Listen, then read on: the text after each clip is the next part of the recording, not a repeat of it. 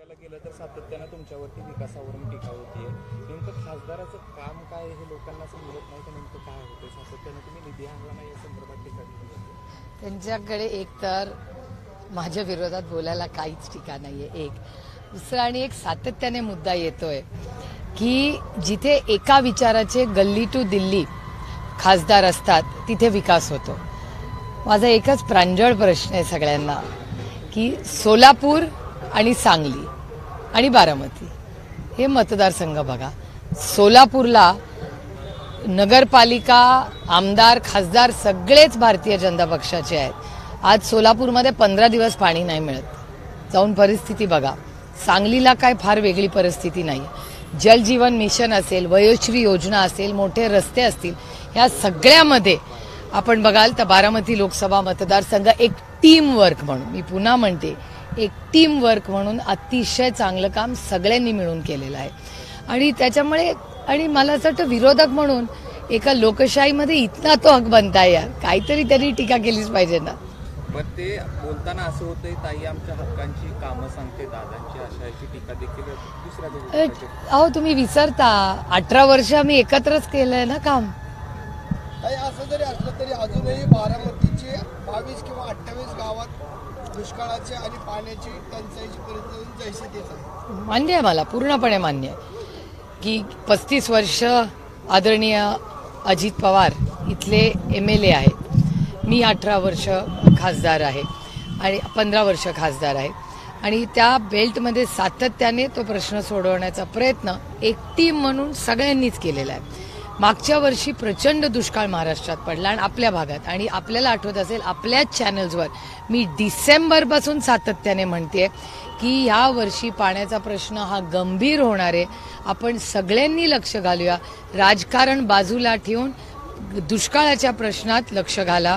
पुरंदर, दौंड, इंदापूर आणि बारामती या 4ही तालुक्यांमध्ये प्रचंड पाण्याची अडचण येणार आहे आणि ह्याच्यात लक्ष घाला. पुरंदर तालुक्यामध्ये त्यांनी दुष्काळाची परिस्थिती आहे हे मान्य केलं आणि विधान सभेमध्ये त्याच्यावर चर्चाही झाली आणि अनेक योजना करायचाही शब्द महाराष्ट्र सरकारने दिला होता.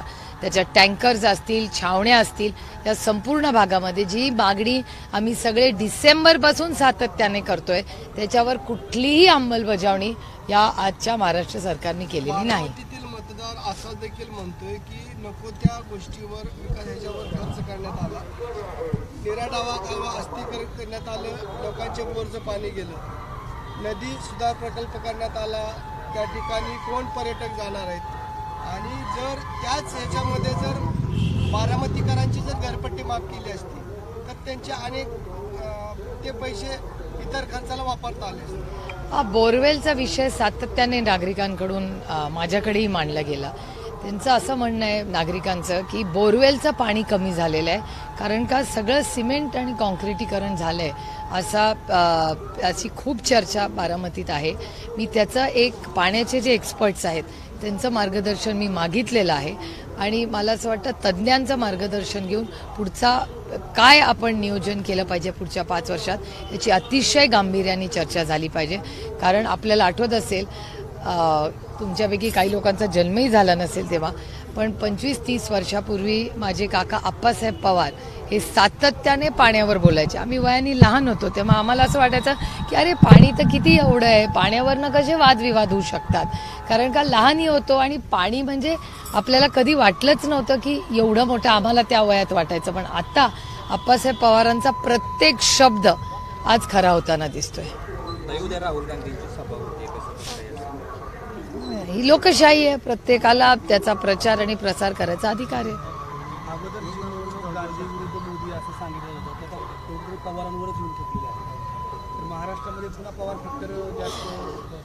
पवार फॅक्टर नाही, शरद पवार.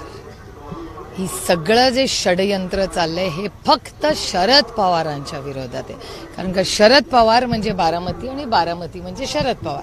आणि तुम्ही बघताय, तुम्ही जर अनालिसिस केला तर पहिल्या दिवसापासून माननीय चंद्रकांत पाटील बारामतीत येऊन काय म्हणाले होते की आम्हाला शरद पवारांना संपवायचंय. त्याच्यामुळे हे सगळं जे काही कट कारस्थान षडयंत्र चाललेलं आहे हे फक्त शरद पवारांचा विरोध म्हणून चाललेलं आहे. देवेंद्र फडणवीसांनी काल एक वक्तव्य केलं होतं ते 2022 संबंधित आहे. ज्यावेळेस एकनाथ शिंदे गुवाहाटीला गेले होते त्यावेळेस देवेंद्र फडणवीसांना उद्धव ठाकरेंनी फोन केला आणि ते असं म्हणाले की तुम्ही मुख्यमंत्री बना.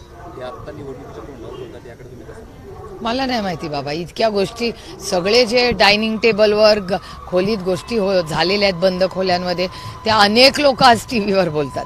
त्यामुळे मला नाही माहिती, मी तर एक त्या मीटिंगमध्ये नव्हते. आणि मी एखादी चर्चा कुणाशी तरी प्रायव्हेटली केली असेल तर मी फारशी ती बाहेर सांगत नाही, कारण का माझ्या क्रेडिबिलिटीचा पण प्रश्न आहे. 2019ला पार्थला मावळमध्ये उभा करायचं नव्हतं, मात्र आम्ही पवार साहेबांना भेटलो, मात्र केवळ पवार साहेबांमुळे पार्थ पवारांना मावळमध्ये उभा मला असं वाटतं ह्याचं अजित उत्तर पवारांनी लोकशाहीमध्ये मी तुम्हाला खरंच सांगू, मला फारशी या गोष्टी माहिती नसतात. आणि दुसरं, माझं पोट खूप मोठं आहे, माझं पोट प्रचंड मोठं आहे, त्याच्यामुळे खूप गोष्टी मी मनात आणि पोटात ठेवू शकते. तुम्ही सातत्याने महागाई आणि बेरोजगारी या संदर्भात बोलत आहात, भ्रष्टाचार या संदर्भात बोलत आहे. तुम्ही म्हणताय की आमची सत्ता आल्यानंतर आम्हाला पूर्णपणे भारत भ्रष्टाचार मुक्त करायचा आहे. काल चित्रा वाघ आल्या होत्या, त्यांनी असं म्हटलं की ताई ज्यावेळेस सत्तेमध्ये असतात त्यावेळेस ताईंना महागाई आणि भ्रष्टाचार दिसत नाही. मी महागाईबद्दल तेव्हाही बोलले होते. आम्ही जेव्हा सत्तेत होतो, माझी 2014ची भाषणं काढून बघा पार्लमेंटमधली, मी भ्रष्टाचाराबद्दल सत्तेत असतानाही बोललेली आहे, मी महागाईबद्दलही बोललेले आहे आणि मी बेरोजगारीबद्दलही बोलले. याचं कारण असं, मी राजकारणात तुमच्या आयुष्यात एक चांगला बदल आणि देशाची सेवा करण्यासाठी.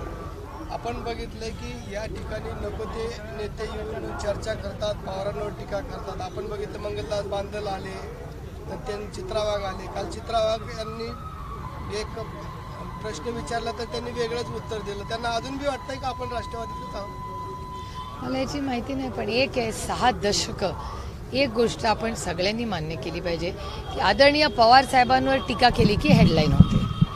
त्याच्यामुळे जर पवार साहेबांवर टीका करून हेडलाईन होत असेल तर ठीक आहे ना, इथना तो हा कांदा बनता आहे आणि आंब्याच्याच झाडाला दगड मारतात तो शेवटी. सातत्याने चित्रवाघ असं म्हणतायत की सुप्रिया सुळे असतील किंवा पवार कुटुंबातले कोणी घटक असतील, हे सर्व देखील मोदींचे लाभार्थी आहेत. ही लोकशाही आहे, प्रत्येकाला बोलायचा अधिकार आहे.